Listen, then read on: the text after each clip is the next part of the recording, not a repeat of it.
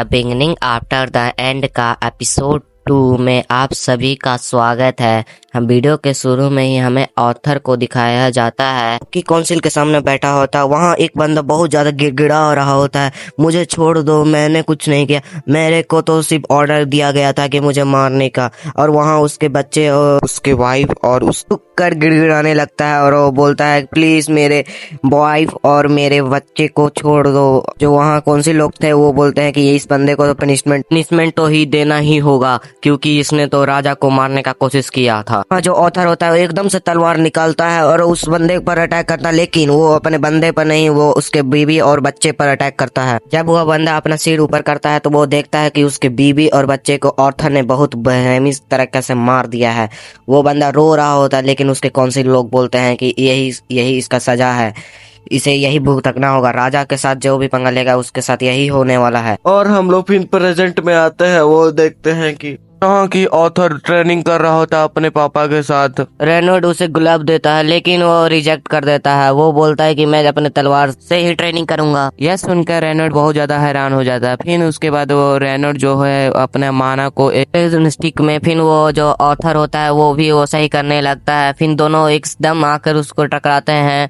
इसके कारण जो ऑथर का जो स्टिक होता है वो टूट जाता है, उसका दो भाग हो जाता है। ये देखकर रेनोल्ड को बहुत ज्यादा हैरानी होता है और परेशान हो जाता है। रेनोल्ड जो अपने वाइफ से जाकर कहने लगता है कि हमारा बच्चा प्रोजेक्टी है, हमें ऑथर को ट्रेन करने के लिए, उसे ट्रेनिंग करने के लिए बाहर ले जाना ही होगा। इसे अच्छे टीचर की सख्त जरूरत है इसे ट्रेनिंग करने के लिए, क्योंकि ये बहुत ज्यादा पावरफुल बन सकता है, ये कुछ भी बन सकता है। ये सब सुन के ये सब सुन के बहुत ज्यादा गुस्सा हो जाती है। वो बोलती है कि तुमने तो बोला था कि मैं इसको ट्रेन करूंगा। फिर इन दोनों के बीच बहुत ज्यादा झगड़ा होने लगता है। वो नहीं चाहते थे कि मेरा एक छोटा सा क्यूट सा प्यारा सा बच्चा वो बाहर जाए। बट बोलता है कि यह हमारे बच्चे के लिए ही फायदा होगा। दोनों के झगड़े में जो ऑथर वो फिर बोलता है कि फिर ये कितने ज्यादा गधे हैं। फिर वो ऑथर जो तीसरा ऑप्शन बोलता है मैं तो जाऊंगा ही, क्यों ना आप भी मेरे साथ ही चले। ये सुनते ही रेनोल्ड और एलिस इतना ही खुश हो जाते हैं मानो कि पागल होने लगते हैं। फिर वो सब रेडी हो जाते हैं जहाँ आर्थर के लिए एक अच्छा सा टीचर खोजने के लिए, और उनको कंपनी करने वाले कुछ ट्विन होन के कोई साथी भी आ जाते हैं क्योंकि वो पहले इस टीम के भी साथी थे और इन सब के बीच में काफी अच्छा बॉन्डिंग था। वहाँ जो ऑथर था वो काफी समय के बाद इन सभी लोग से मिल रहा होता था। लोग आर्थर को देख के काफी ज्यादा एक्साइटेड थे क्योंकि आर्थर बहुत बड़ा लग रहा होता था, लेकिन फिर भी वह बच्चा ही था। सबसे पहले आर्थर जो जाकर एडम से मिलता है, फिर उसके बाद एंजेला पर जाकर मिलता है। फिर एंजेला उसको इतना कस के पकड़ लेती है कि तभी ट्यूरिन आकर उसे छुड़ाता है। बाकी के भी 2 मेंबर से भी मिलता है। पहली मेंबर का नाम था जैस्मीन और दूसरी मेंबर का नाम था हेलेन। फिर पार्टी के लोग बोलते हैं कि चलो अब वक्त हो चुका है, चलो हम लोग को अब शहर की तरफ निकलना पड़ेगा। जो ऑथर होता है वो अपने मॉम के साथ बैठा होते हुए जा रहा होता है। वो मन में सोच रहा होता है कि इस वर्ल्ड में ट्रांसपोर्टेशन बहुत स्लो है। हमारा वर्ल्ड के जो ट्रांसपोर्टेशन वर्ल्ड है उसमें तो हाईटेक पूरा एकदम स्पेस क्राफ्ट था। वे लोग कैंपिंग करने के लिए एक जगह रुक जाते हैं। फिर उसके बाद वहाँ फिर एक भेड़िया के बीच आ जाते हैं। तो जैसे ही पता चलता है वो लोग सब कोई तैयार हो जाता है। वो लोग पार्टी रेनोल्ड और बाकी सभी लोग मिल के सारी भेड़ियों को, बीस्ट को एक एक मुक्के से बहुत आसानी की तरीके से मार दे रहे होते हैं। जो हेलेन होती है वो अपने बॉस से सारे विस्ट को खत्म करती है और जो मैजिक कास्ट करता है उससे पूरा भेड़िया ही खत्म हो जाते हैं। फिर उसके बाद हमें सीन दिखाया जाता है जो कि वे लोग लंच कर रहे होते हैं। जो वहाँ ऑथर होता है और रेनोल्ड होता है। रेनोल्ड के उसके हाथ में चोट लगा होता है। ये देखकर भी उसकी वाइफ जो से हील करने के लिए जा रही होती है, लेकिन टीम मेंबर बोलती है कि अभी नहीं, रुक जाइए। फिर हमें पता चलता है कि जो ऑथर की जो मम्मी है वो बहुत ज़्यादा स्पेशल है। इस वर्ल्ड में हीलिंग मैजिक बहुत ज़्यादा स्पेशल है। ये फिर उसके बाद वो लोग हील करने लगती है। ये ऑथर सब देखकर बहुत ज़्यादा ही हैरान हो जाता है।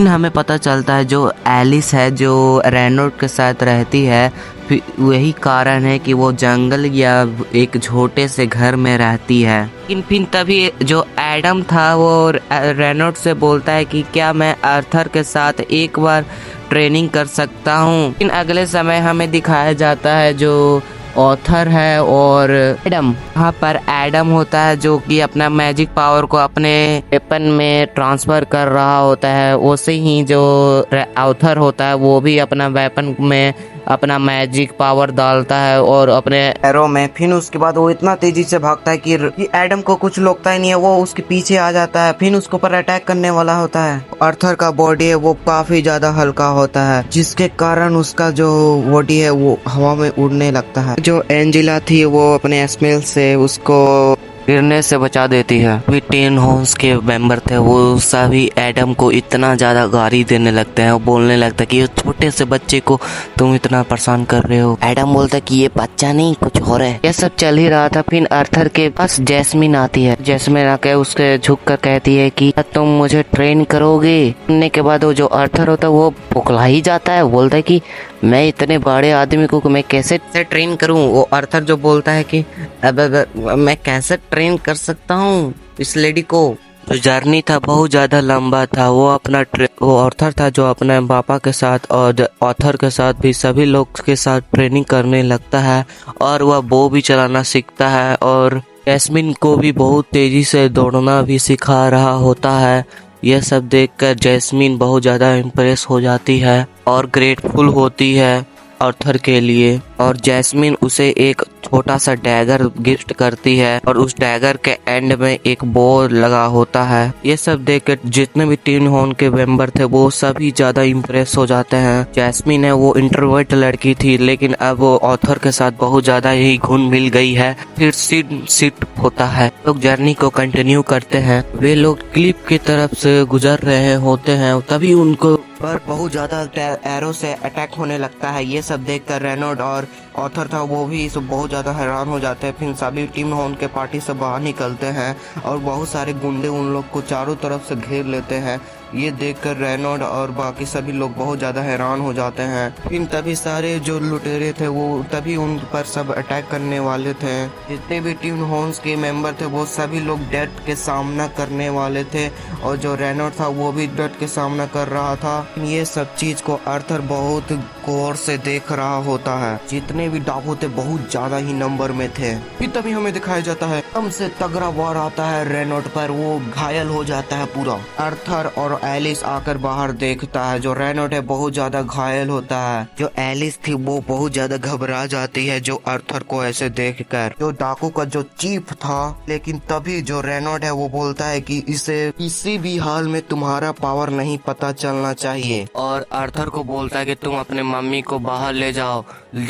लेकिन आर्थर नहीं जा रहा होता है। लेकिन रेनॉल्ड बोलता है कि तुम्हारी मम्मी के पेट में बच्चा है, तुम्हारे बड़े भाई है, तुम अपना बड़ा भाई का फर्ज नहीं निभाओगे। सुन के आर्थर बहुत ज्यादा हैरान हो जाता है। फिर रेनॉल्ड बोलता है कि जाओ बड़े भैया, अपना बड़े भाई अपने छोटे बच्चे को जाओ बचा लो। और एकदम से आर्थर जो अपने मम्मी का हाथ पकड़ता है और बाहर ले जाने लगता है। वहाँ रेनॉल्ड था वो अपना एकदम से इतना पावर यूज करता है कि जो लीडर को इतना जो लीडर होता है वो बोलता है कि मेरे को कुछ नहीं होने वाला। उसे रेनॉल्ड को इतना जोर से मारता है कि वो नीचे गिरने वाला होता है। फिर रेनॉल्ड और एलिस को रोकने के लिए बहुत सारे बंदे आ जाते हैं। फिर टीम हॉर्न के बंदे लोग उसे सपोर्ट करते हैं उसे बाहर जाने के लिए। सभी डाकू को भी मार गिराता है। जो ऑथर होता है वो अपने मम्मी को लेके भाग रहा होता है। मन में सोच रहा होता है कि मैंने अपने लास्ट लाइफ में कितने लोग का जान लिया है और आज अपने मैं जान बचाने के लिए भाग रहा हूँ। फिर अपने मॉम को लेके भाग रहा होता है। फिर उसके सामने एक मैजिशियन जो खड़ा हो जाता है और वो बंदा एकदम से मैजिक कास्ट करने लगता है। ये देखकर आर्थर को बहुत और फिर आर्थर अपने मम्मी को बचाने के लिए उसे धक्का दे देता है वो खुद, और वो बहुत ज्यादा हल्का होने के कारण वो हवा में उड़ जाता है, जिसके कारण से नीचे गिरने वाला होता है। लेकिन तभी आर्थर बोलता है कि मैं गिरूंगा तो तुम भी गिरना चाहिए।